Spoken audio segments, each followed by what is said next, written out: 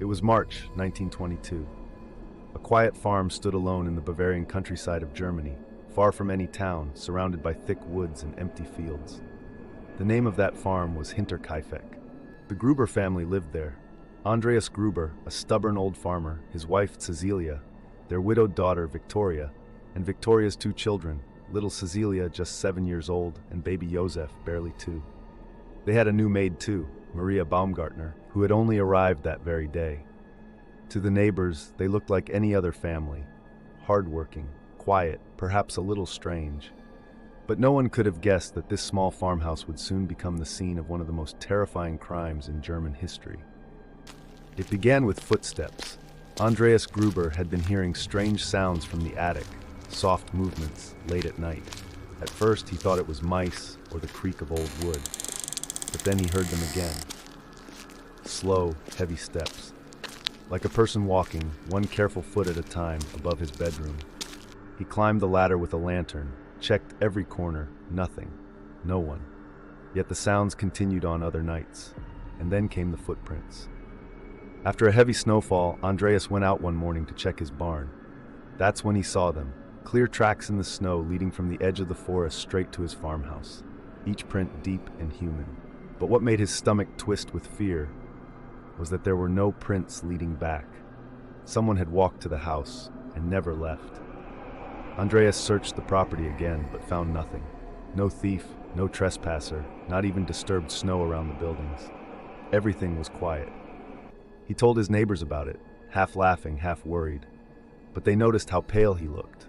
He also mentioned finding a strange newspaper from another town lying on his porch, a paper no one in the family had ever bought. The neighbors shrugged it off. Maybe a visitor dropped it, they said. Maybe the footprints were old. But Andreas felt something was wrong. He could sense it, like the farm itself was being watched. That week, keys went missing. The sound in the attic returned. Doors seemed to move on their own. Even the family dog began barking at empty corners of the yard. The unease grew stronger with each passing day. Victoria told friends that her mother had been hearing whispers. The maid who worked before Maria had left suddenly, saying the farm was haunted. And as the wind howled across the frozen fields of Hinterkaifeck, no one knew that a terrible presence was already among them, waiting, watching. And when it finally struck, it would wipe out the entire family. March 31st, 1922, the last day the Gruber family would ever see the sun rise. That morning had been cold but ordinary. Andreas worked outside with his tools. Victoria tended to the animals. The little girl, Cecilia, played near the barn. And inside the house, the fire burned low while Cecilia the elder, Andreas's wife, cooked their lunch. No one knew that a new maid, Maria Baumgartner, was on her way to join them. She had just arrived from a nearby village that very afternoon. Her sister walked her to the farm and said goodbye at the gate. That was the last time anyone from the outside world saw the family alive. As darkness fell, the snow began to whisper again, the sound of wind sweeping through the trees and across the empty fields. Inside the house, the family gathered for the night. The fire crackled, and the baby slept in his cot. All seemed quiet, peaceful. But somewhere in the shadows, someone was waiting. What happened next is not known for certain. But what we do know is this. Sometime during the night, one by one, the members of the Gruber family were drawn into the barn. Perhaps they heard a sound outside, a strange noise among the animals. Maybe they thought a fox had gotten into the stable. Andreas likely went first, carrying his lantern into the dark. He never came back. Then Cecilia, his wife, went looking for him. She too disappeared into the barn. Then Victoria followed, and then little Cecilia. Each one stepped into the cold, unaware that death was already waiting just beyond the door. Inside the barn, they were met with the dull swing of a mattock, a farmer's pickaxe, one brutal blow after another. Each life ended quickly, silently and painlessly under the roar of the storm outside. But the horror didn't end there. After killing the 4 in the barn, the murderer walked back into the house. He moved calmly, as though he knew every step, every corner. Inside, he found the maid Maria, asleep in her room. She had only been on the farm for a few hours. She never even made it through her first night. Then came the baby, Josef, just 2 years old, lying peacefully in his cradle. The killer raised the mattock once more. 6 lives, gone, and then silence. No one heard the screams. No one saw the light from the barn. The nearest neighbors lived far away, and in those woods, sound traveled poorly. But what's most disturbing is what came after, because whoever did it, whoever killed the entire Gruber family, did not leave that night. Fire was stoked. The animals were fed. Someone stayed on the farm, living among the dead, for days, maybe even longer. Days passed.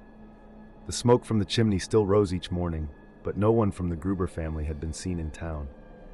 Neighbors began to wonder.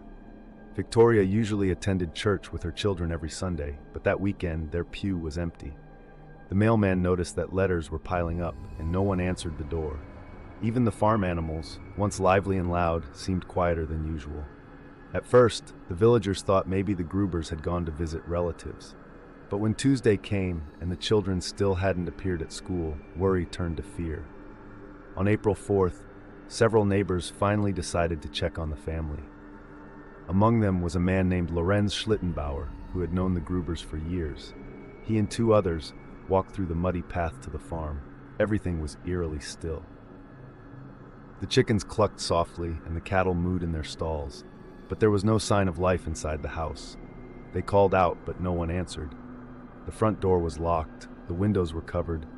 The only sound was the rustle of straw and the creak of wood. Then Lorenz noticed that the barn door was slightly open. He pushed it slowly, and the heavy smell of death met them. Inside, beneath a pile of hay, they found Andreas, his wife Cecilia, Victoria, and little Cecilia, all lying together, one on top of the other. Blood stained the ground, and their faces were battered beyond recognition. The men stood frozen, unable to speak. The stillness of the barn pressed down on them like a weight. Then, with trembling hands, Lorenz turned and ran toward the house.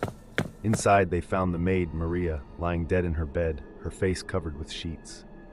In the nursery, baby Josef lay lifeless in his cradle. 6 bodies, all brutally murdered. Word spread through the village like wildfire. Police from Munich arrived soon after, and what they found only deepened the mystery. The killer had stayed. That much was certain. The animals had been fed, the cows milked, and meals had been taken from the kitchen. Someone had lived in that house for several days after the murders, calmly, as if nothing had happened.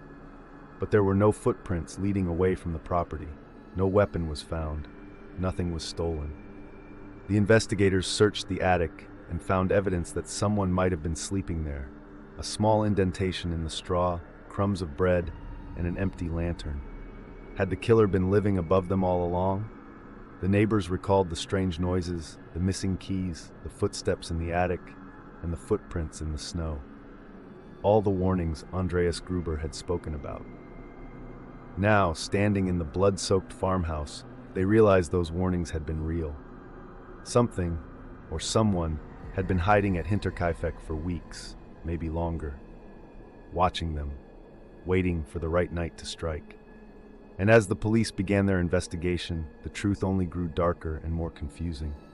The police worked day and night, but the more they uncovered, the less sense it all made. There were no signs of robbery. The money and valuables in the house were untouched.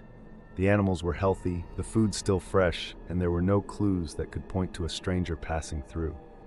It was as if the killer had known the family and the farm. The murder weapon, a mattock, a kind of farming pickaxe, was finally discovered buried in the hayloft weeks later.